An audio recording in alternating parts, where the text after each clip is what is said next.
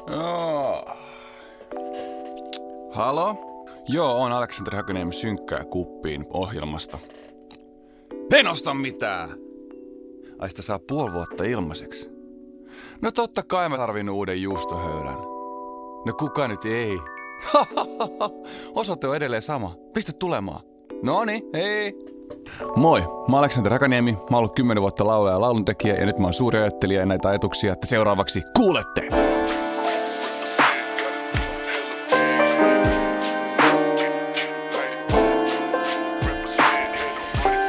Ja kuppi synkkää heti ääntä kohti. Pakko siis oikeesti. Mulla on silmät vielä ihan muurautuneena. Musta tuntuu, että nyt mä en ole herännyt. Mulla oli semmonen maanantaina semmoinen 5:25 herätys ja ei sitä osaa mennä sitä edeltävänä yönä yhtä aikaisemmin nukkumaan. Niin aikamoista univelkasaldoa tässä kerrytellään jo alkuviikkoon, mutta sitähän on sitten mukava tiputella tuossa loppuviikko kohde. Siinä on vaan se ongelma, että sitä ajattelee aina viikonloppuisin, että no okei, nyt mulla on aikaa nukkua. Nyt mä saan myös vastavuoroisesti kostovalvoa. Ne, jotka on seurannut tätä ohjelmaa aiemmin, tietää kyllä termin kostovalvominen. Mutta se yleensä tarkoittaa vaan sitä, että tosiaan nukkuu vielä vähemmän, koska ainakin meillä koira herättää joka tapauksessa 8. 8 tulee se tassu siihen mun tassuun tai kylmä kirsu, posken nurkkaa.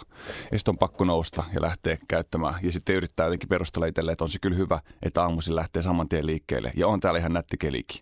Samaan aikaan kun irrottelee jotain ilotulitusroskaa sieltä jostain kitalaista koiralta, joka ei todellakaan haluaisi antaa sitä takaisin. No ei se nyt noin ole. Hyvä fiilis edelleen. Jos haluatte laskea ne, jotka kirjoittaa ylös näitä mun tunnetiloja per jakso, joku varmasti tekee tästä jonkunnäköistä AMK-tutkielmaa. Tänään on edelleen ihan hyvä fiilis. Niin kuin viime viikollakin, sitä aikaisemmilla viikolla oli semmoista kaiken maailman selkäkarampia ja muuta. Niin nyt on edelleen kyllä ihan hyvä, että jos haluatte laittaa rastin seinää tai piirtää viivan niin kuin taaperon pituutta mitatessa, niin viiva sinne karmiin ja voitte laittaa sinne semmoisen peukalomerkinnän lyijykynällä. Että nyt jakso 10, juhlajakso, on positiivissävytteinen. No aloitan negatiivisuudella tietenkin. Missä ne kaikki ehdotukset on? Mä kysyin teiltä syyllistämistä. Mahtavaa, kun mulle ketään kenen kanssa täällä jauhaa, niin mä syyllistän sitten teitä. Mutta mä sanoin kyllä silloin ihan alkuun, ekassa jaksossa jo, että hei, come on, tätä tehdään yhdessä. Eli tää ei sinänsä ole monologi, tää on dialogi jonkun siellä kaukana hämmöttävän vastakappaleen kanssa, eli teidän kanssa. Monipäisen tämmöisen jonkun lohikärme-kotkan. Joo, mutta kysyin niitä ehdotuksia, mutta se voi olla, että se on vähän vaikeaa. Luovuushan on yleensä kaikkein vaikeinta silloin, kun sulle sanotaan, että hei, keksi vaan jotain. Tai esimerkiksi mulle tulee välillä semmoisia kirjoitustöitä, että kirjoita vain joku rakkauslaulu. Mutta sitten taas jos joku sanoisi mulle, että hei, voit sä kirjoittaa semmoisesta sulkavalaisesta kaverista, joku 40, 50, 60 V-kaveri, joka S-Marketin edessä saa pakit. Niin se olisi jo tosi paljon erilaista. Mä voisin alkaa kuvailemaan jotain roskista, jossa on edelleen joku sulkavan seutulehti vuodelta 2021. Ja jotain semmoista, että Rantamakasiini oli silloin aikanaan loistossaan ja nyt siellä on vaan Tero. En mä tiedä, toi nyt oli vähän paska, mutta kuitenkin ymmärrätte pointin. Noniin, täällä sitä ollaan 10. jakso. 10 viikkoa meni itse asiassa viime viikolla rikkeelle, tai jo 11 viikko synkkää kuppiin aikakautta. Katsotaan kuinka kauan tää jatkuu, mutta nyt ollaan jo 3. kuukauden aika sisällä. Kohta varmaan 4. Miten tätä nyt lasketaan? 3. Niin. Tammikuussa aloitin, niin nyt on maaliskuun, niin 3. kuukautta. Ensi viikolla itse asiassa, katsotaan pystyykö mä nauhoittaa teille, joko mä nauhoitan jonkun semmoisen niin kuin special-jakson, jonkun, en tiedä minkälaisen, mutta mä en ole siis Suomessa ensi viikolla, joten mä en ole varma, tuleeko synkkää kuppi jakso, vai onko tämä nyt 10. jakson jälkeen, jäädäänkö tässä 1 viikon lomalle, sekin on ihan fine, mutta olisikin ihan kiva pitää tätä semmoisen jatkuvana, sitäkin huolimatta, että mulla on se yksi erehdys silloin aikanaan ollut. Se, mikä tietenkin nyt kiinnostaa varmaan kaikkia tässä kohtaa ja minkä takia tämän on klikannut auki, on se, että on eilen julkaistu tosiaan osallistumiseni petolliset 3. kaudelle. Uskomatonta. Minä primetime-televisiossa. Kuka olisi uskonut? Mähän on ollut siis, siitä on tosi kauan aikaa, se on ehkä ollut 2019 tai 18, mä veikkaan 19. Mä olin Ranskassa Fort Boyard TV-ohjelmassa. Silloin aavistuksen edellisen elämäni tuulahdus näkyy ruudulla, kun sitä katsoo sitä ohjelmaa. Mutta se oli myös nastakokemus. Se oli semmoinen, missä me oltiinko me ehkä viikon verran siellä Ranskassa semmoisella villalla. Sitten käytiin aina tekemässä sitten se telkkariohjelmaa semmoisella. No se oli semmoinen linnake, mikä oli keskellä merta. Se, mikä sitten on jäänyt mieleen eniten on se, kun mulla oli semmoinen tehtävä, missä mun piti kiivetä semmoisen meren päällä roikkuvan johonkin kehikon päälle ja sitten sieltä hypätään alas ja sitten uida jollekin paatille ja dabadabada. Niin sitten mä vaan kattelin sillä lailla alaspäin ennen kuin se alkoi se tehtävä, että mitähän noi on. Kysyin sitten joltain TV-tyypiltä, että hei, mitä noi tuommoiset vedessä olevat tuommoiset vähän niin kuin muovipuston. Sitten se oli se, että joo, ne on medusoi. Sitten mä sanoin, että niin. Ja mun pitäisi jumalauta mennä tonne kohta. No mä menin kuitenkin, eikä medusat pistellyt. Medusat ei lentänyt mun uniin. Mulla tuli yhtäkkiä että Mikko Kuustosen enkelit lentää suun ja yritin keksiä siitä jonkun hieno vitsi. Anyway, sieltä tulin sitten alas niin, että molskahus vaan kuulu ranskalaiseen meriveteen ja selvisin sitten hengissä ihan hienosti. Mutta se jäi mieleen siitä ja sitten myös tietenkin se, kun mä olin semmoisessa säiliössä, mikä oli täynnä käärmeitä ja mun piti etsiä niiden käärmeiden, niin kun, mä olin sanomassa käärmeiden selkämys, mutta siis maha. Onko käärmeellä maha? Todennäköisesti mä tulen nimeämään niin tämän jakson, että onko käärmeellä maha, vaikka tämä kertoo mun petollista ohjelman osallistumista. Anyway, piti löytää 2 käärmettä, jonka mahassa on sama numero. Ja sitten se oli semmoista niinku käärmeiden kääntelyä siellä sammiossa. Se oli myös oikein hieno hetki elämässä. Voi ainakin sanoa, että on koskenut käärmeeseen tai käärmeisiin. Musta aikanaan muuten pappa sanoi, kun mentiin Jämsänkosken uimahallille, niin sanoi siinä ostaessa lippua myyjälle siinä, että joo, mä oon viemässä näitä poikia käärmenäyttelyyn. Mun siis pappa on todellinen legenda, siis semmoinen niin kuin huumorin kukkiva kukka. Non-stop huumori, kaveri. Ehkä sieltä on tullut jonkunnäköisiä puheenlahjoja itsellekin, jonkunnäköistä puujalan kopinaa puheen parteen. No joo, mutta joo, se oli silloin se Fort Boyard. Se oli hyvä juttu. Me saatiin muun muassa sinne niin Fort Kouvolan jakso, kun siellä oli herbalisti, oli kans toinen osallistuja, tai yksi osallistujista, niin me saatiin semmoinen 2 kouvolalaisen taisto. Mä otin siinä niin pahasti turpaa, että ei ole tosikaan. Mutta silloin mä olin niin jotenkin rapakuntoinen kaveri ja kaikkea, mutta se harmitti mua, että ehkä jossain yhdessä osa-ottelussa mä taisin voittaa, mutta muuten mä kyllä siis todella huonosti meni. Mutta se, miten meni toi seuraava ohjelma, eli nyt 28.4. alkava Petolliset, niin sen te näette, kun te katsotte sen. Ja teidän kannattaa katsoa se, koska se oli outoa touhua. Se oli tuossa viime vuoden puolella, kun se kuvattiin. Mä en voin tietenkään sanoa siitä kellekään ja mä olin vähän ajastanut siihen kaiken maailman postausta ja sen sellaista siihen ympärille, niin tuskinpa huomasit, että mä olin semmoisessa mestassa. Ja kukaan kaverikaan kauheasti huomannut, kun mä en kertonut kellekään. Joillekin kavereille mä sanoin, että mä oon ajan X poissa kaikilta laitteilta, että jos tulee jotain viestittelyä tai muuta, niin mä oon nyt sit vaan pois, mutta palataan asiaan, niin sitten mä muistan, että mä ehdin näkemään, ennen kuin mä luovutin mun laitteet televisio-ohjelmatyypeille, niin mä ehdin näkemään sillä jotain semmosia viestejä, niin mihin oot siis menossa? sitten palattiin sitten myöhemmin, ja mä sanoin, että hei, täällä taas. Sitten, hei, niin, missä sä olit? Sitten no, näette sitten. Mä muistan siis aikanaan, kun mä olin lukiossa, niin meillä oli semmoinen musikaaliprojekti siellä kuin Footloose. Tai siellä tehtiin niin kuin joka 3. vuosi, tai tehdään varmaan edelleenkin. Mä en ole varma Kouvolan yhteiskoulun lukiossa, joka on nykyään eri nimellä, niin musikaali.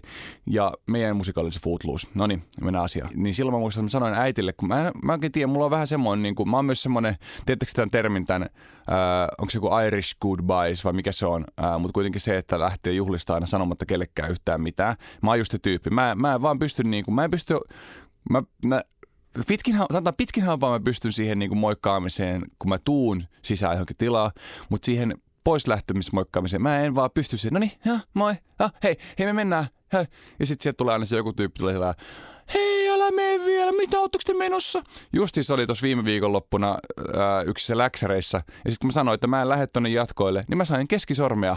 Mä sain katsella keskisormea monta kertaa rakastamaltani ystävältä, joten se on ihan fine, mutta mä vaan tarkoitan just sitä, että ne irtaantumiset on niinku raastavia monella tapaa. Muistan jotkut Emma-kaudet, kun mä olin päättänyt, että mä en lähde jatkoille, että mä en enää dokaa näissä juhlissa, mä en yksinkertaisesti pysty siihen, koska sitten tulee semmoiset morkkikset ja kaikkea, varsinkin jos alajuhlissa, niin muistan, että se oli niinku oikein fyysinen se mun, se tunne, kun mä irtaannut siitä koko porukasta ja mulla oli 2 kitarakeissiä kädessä ja sitten mä vaan sillä olin päättänyt, joka askel musta tuntui sillä niin kuin tavallaan väärältä ja oli niin kuin ihan sairas sosiaalinen imu sinne jatkoille, mutta mä olin vaan päättänyt, että mä lähden nyt kotiin, mä en aio jäädä näihin juhliin ja se helpotti vasta siinä kohtaa, kun mä istahdin kotisohvallissa, että mä tein oikein valinnan. Mutta se on välillä vaikeita, se irtaantuminen, varsinkin tuommoisissa tilanteissa, missä on niin kuin tosi paljon tyyppejä tuttuja, jotka on että hei, kai sä nyt tuut! Muistan, mistä tää lähti tää rönsy. Footloosesta, musikaalista, mikä me tehtiin lukiossa, joka muistuttaa nyt tätä mun tapaa suhtautua tähän Petollisto-ohjelmaan osallistumiseen tai siitä kertomiseen tai oikeastaan kertomatta jättämiseen. Niin, anyway, silloin mä muistan lukiossa. Mä olin niin kuin hakenut siihen musikaaliin soittajan rooliin, että mä soittaisin siellä bändissä. No en mä ole niin hyvä soittaja, että mä semmoiseen pääsin. Mutta sitten taas musaopettaja kysyi, että haluaisinko mä tulla sinne niinku rooliin, ihan niinku laulamaan ja tanssimaan. Se olisi semmoinen ihan pieni rooli. Ja sitten me mun kaveri Ossin kanssa oltiin, että no voidaan me tulla. Mutta mä en kehdannut jostain syystä sanoa sitä niinku äitille. Ja mä en tarkoita sitä niin, että se olisi tyrmistynyt siitä. Päinvastoin se olisi ollut niin liekeis siitä, että mä en jotenkaan kestänyt sitä liekitystä. Tämä on ehkä tosi semmoinen ristiriitainen juttu, mutta mä en niinku aina välillä pysty siihen semmoiseen, niinku, että mä kerron jonkun asian ja sitten siitä tulee semmoinen niinku iso tunnereaktio. Vitsi, mä yritän oikein itsekin tässä monitoroida samaa itseäni, että mistä tämä niinku johtuu. Mutta mä jotenkin ajattelin vaan, että no okei joo, mun on niinku helpompi olla tämä harjoitteluaika sillä, että mä pidän sitä salaisuutena. Ja sitten kun äiti tulee katsomaan sitä ensimmäistä esitystä, niin sitten saa semmoisen superison yllätyksen. Ja sillä mä perustelin se itselleni. Ja musta se oli siis oikeasti kiva juttu, että sitten kun se tuli katsomaan sitä ensimmäistä esitys oli ja se katsoi sieltä käsiohjelmasta, että hei, tässä on varmaan joku virhe, ei Aleksanteri ole täällä bändissä ollenkaan. Miksi se on täällä tämmöisen jonkun, mikähän Pickles se mun roolihahmon nimi oli. Ja sitten alkaa show ja sitten mä oon siellä tanssimassa, niin se on niinku sillä what? Niin vähän samassa hengessä mä oon niinku tot petollista hommaakin ollut sillä, että mä en kerro tästä kellekään. Mä sanon ehkä enintään, että mä oon tekemässä jotain viihdettä jossain. Kun se tulee julki, niin kuin nyt se tuli eilen julki, niin sitten kaikki sillä what? Joo. Olipas nyt siellä long story long, mutta olimme nyt tosiaan tekemässä semmoista ja kohta se tulee ulos ja se kannattaa oikeasti katsoa. Siis täytyy sanoa, että kun on tämmöinen taipuvainen, niin kuten mä nyt aina tässä introssakin sanoin, että mä oon suuri ajattelija, niin siellä mä vasta suuri ajattelija olinkin, koska siis se peli on siis semmoinen niin kuin ei välttämättä, no näette sitten, siinä on kaiken maailman elementtejä ja ulottuvuuksia, mutta se ei välttämättä ole niin sellainen erikoisjoukot henkinen fyysinen, että mä olisin siellä pitämässä autonrengasta vesisateessa ja nyrjäyttämässä selkänikamaa, mutta se on niin kuin aivojen joka nikamalle tosi paljon, koska siinä pitää koko ajan miettiä, että mitä on kuullut, mitä on nähnyt, miten joku toinen näyttäytyy sun silmissä. Siis ne, jotka ei ole katsonut ohjelmaa, niin pointti on siinä, että siinä on uskollisia ja petollisia. Ja kukaan muu kuin sinä itse et tiedä, kumpiin sinä kuulut, uskollisiin vai petollisiin. Ja uskollisten tehtävä on äänestää yksi kerrallaan petollisia ulos. Ensinnäkin tietenkin löytää niitä ja äänestää niitä pihalle ja saada ne ulos ennen kuin petolliset on murhannut uskollisia ja murhat tapahtuu aina joka yö. Tämmöinen kupletin niin sitten siinä joutuu miettimään, en kerro tässä kohtaa vielä, että kumpaan joukkoon kuuluu, mutta siinä joutuu miettimään vaan, että miten sitä omaa peliä jotenkin pelaa ja miten sitä niin kuin asettuu siellä pelilaudalla ja miltä näyttää, jos mä sanon nyt näin, miltä näyttää, jos mä sanon nyt näin tai teen nyt näin. Entä jos mä jätän ton sanomatta, niin onko se sitten niin kuin ton mielestä outoa tätä. Niin mä muistan vaan, että mun niin kuin joka yö, kun mä kävin siellä nukkumaan, niin mulla vaan niin kuin ajatukset kiihtymistä ja oli jatkuvasti vaikeampaa nukkua. Se, mikä siinä on niin kuin suuri ero just siihen, sen verran mä voin paljastaa varmaan, en mä tiedä. No, kyllä ne tulee lankoja pitkin. Mä poistan sitä jaksoa, jos tätä ei saa paljastaa. Verrattuna just siihen mun aikaisempaan kokemukseen, siihen Fort Boyardiin, niin se tehtiin kuitenkin sillai hyvässä hengessä niin, että kaikkien niiden kisojen ulkopuolella vaan hengattiin ja nukuttiinkin sillä lailla, kun mäkin esimerkiksi olin Juuson kanssa samassa huoneessa, vaikka me oltiin eri joukkueissa ja kaikkea tämmöistä, niin sitten taas tuossa petollisissa ei niin kuin nähdä koskaan, paitsi siellä itse pelissä. Ja sitten tavallaan saa puhua pelistä vaan silloin, kun kamerat käy ja tällainen, niin sitten sekin niin kuin vielä edesauttaa sitä, että lähtee pää rullalle. Joo, mutta mä kyselin tuossa synkkää kupi Instan puolella. No otetaan tähän kohtaan kuulijapalauteosio. Kyllä. Kyselin tosiaan Instan puolella, että jos teillä on jotain petollisia liittyviä kysymyksiä, musta tuntuu, että se on vähän just se, että vähän sama henki kuin siinä, että keksikää mun 10. juhlajaksoa jonkunnäköistä actionia, niin myös tässä on sillä vaikea kysyä mitään, kun ei ole tavallaan mitenkään raameja tai mitään rajattua, että mistä osa-alueesta ohjelmaa kysyä. Niin ei tässä nyt kauheasti mitään kysymyksiä tullut, eikä mä oikeastaan niin ajatellutkaan, mutta mä ajattelin, että jos nyt joku on semmoinen, että mun on aina pitänyt saada kysyä tämmöinen juttu, niin sitten sen saa kysyä. Mutta eiköhän tässä kun tulee niin jakso kerrallaan sitten pihalle, niin voidaan sitten ihmetellä yhdessä, että mitä ja koska ja näin. Kysellään sitten uudestaan lisää, mutta oli täällä kuitenkin jotain. Tämä lähinnä siis tätä kysyttiin, että miten mä valmistauduin tähän ohjelmaan. Niin täytyy sanoa, että mä olin päättänyt sen, että mä valmistaudun siihen niin kuin tosi hyvin. Se on ollut tämä koko aikakausi, kun meillä on ollut toi koira, niin mä oon valmistautunut kaikkea aika huonosti. Tai sillä jotenkin musta tuntuu, että mä en saa niinku tehtyä esimerkiksi keikkoihin. Musta tuntuu, että mä aina jotenkin haluaisin treenaa vielä enemmän ennen kuin mä menen sinne keikalle. Mutta sitten jotenkin mä kuitenkin lähden sillä että no, ehkä mä nyt klaaraan tämän ihan hyvin. Ja sitten kaikki menee tosi hienosti, koska mä oon soittanut vuosikymmeniä, mutta jotenkin mulla on yleisellä tasolla semmoinen, että mä en kerkeä paneutua asioihin niin paljon, kuin mä olin suunnitellut. Tiedättekö tätä hommaa? Niin mulla oli vähän ton ohjelmankin kanssa sillä, että mä sain kuulla tästä joskus tuossa viime vuonna, niin kuin varmaan, mitähän se nyt on ollut, alkuvuotta kuitenkin, jos mietitään vaan niin kuin vuotta sillä kahtena puoliskona. Mä olin päättänyt, että okei, mä katon niin kuin kaikki mahdolliset jaksot ja mä katon jotain vaikka ulkomaittenkin, jos semmoista on mahdollista katsoa. Nythän ainakin on siis Petollist UK ruudussa, shoutout ruutu. Mä ajattelin, että mä teen tällaista ja sitten mä jotenkin teen jotain muistiinpanoja ja kaikkea maailman tämmöistä.